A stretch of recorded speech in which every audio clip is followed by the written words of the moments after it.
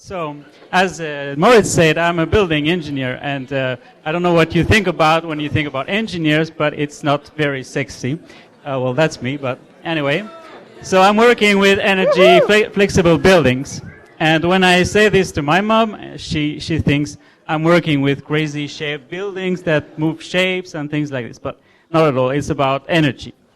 And actually, a few years back, I participated in this competition called Solar Decathlon, where we built this energy efficient house. But my mom was thinking I was going to Decathlon because it was called Solar Decathlon. So, well, don't trust my mom, but it's about energy and nothing else.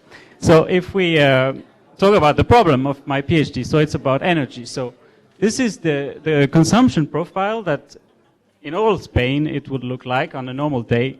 So you have a first peak in the morning, so you take a coffee, and we all wake up more or less at the same time. So there's a first peak in the morning, and in the evening we go back home, we take a shower, switch on the lights. So there's a second peak. So it looks like this more or less.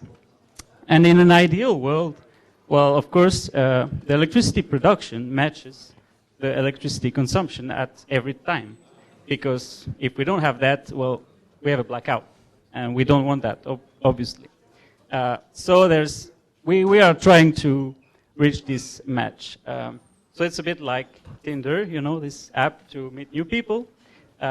Like I'm a PhD engineer student, so I don't have time for this, but I have a friend of a friend who told me about it. So yeah, so it's a bit like Tinder. We are trying to have this match, and in this case, it works well. So it's a match. Like you receive a notification on your phone, like it's a match with Angela, and then you check it, and it's well, not what you expected, let's say.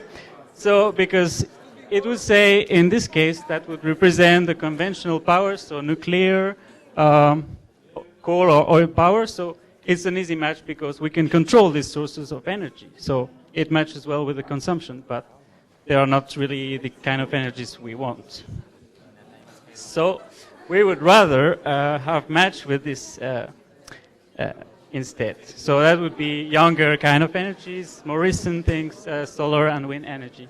But the problem is it's harder to get because it looks more or less like this. So the consumption is still the same, but on the other side, you have a production profile that looks like this, so a bit curvy. And so it's like in red it's the sun profile, solar power profile, and in green it's the wind profile. So this thing is, it's like this because the sun is there or the wind is blowing and we cannot do anything about it. So till now it's no match. So the old way of doing in the electricity grids is that the production adapts to the demand. So this coal plant, for example, will adapt to what we need. But nowadays, if we have more renewables, we cannot control this production. So we need to have this shift of mind and have the demand that adapts to this production that is not controllable. And this is called demand-side management or energy flexibility.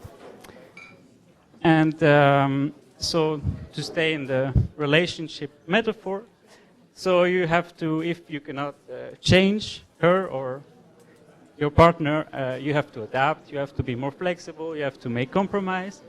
So that's why I'm trying to do, but now I'll move to more engineering stuff and less romantic stuff. So I'm working with heat pumps. So yeah, okay, I will hurry up. So heat pumps, I try to make their operation more flexible. So for example, so we keep this target, we want to match this profile on the top. And so at some point, we have a lot of renewable energies available. So the heat pump, we will operate it at this point and the temperature in the room will rise.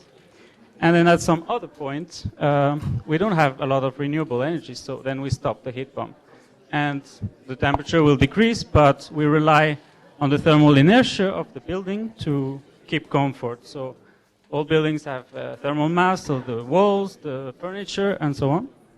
So we can have a slow decrease of temperature. So in more details, I'm doing model predictive control. So it's not a swear word, but That's what I do. And so model predictive control. So there is a model. And 5 minutes are over. You want to hear more? Thank you. So model, it means this is my model. It's a bit scary. So Hey, yeah, there's a Laola wave. Ask Hola. for. Please do your job. great. For my model, thank you for my model. It's actually a colleague of mine who did it, but thank you for her. And so I use this building model that is very complicated. Then I put some forecast of the weather. So this is what it looks like tomorrow. We have a bit of rain, a bit of sun, and I try to see how the building will react with this weather. Then I have a big optimization problem that looks a bit nasty, but also, I mean, I'm a building engineer, so also for me it looks a bit scary, all these equations, but it works, and in the end, I get the optimal operation of my heat pump, so it's in red. This is the best operation of the heat pump in the next stage. So in this way, I make the heating demand more flexible, and I can achieve the match, and so get more renewables in the energy grids, and so I can live a happily sustainable life, happily ever after. So see you on Tinder. Thank you very much. Tibor Peer, your applause.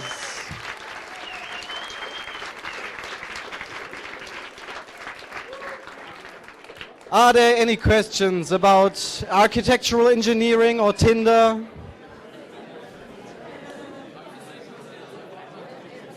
So we, in the end, we heat our houses at night, and during the day they chill a little bit down. Is that correct? Yeah, more or less. It depends on the renewable profiles that we take, and the flexibility can be applied in many ways. But yeah, that's All right. So let's thank him again, please. Some applause for Tibor.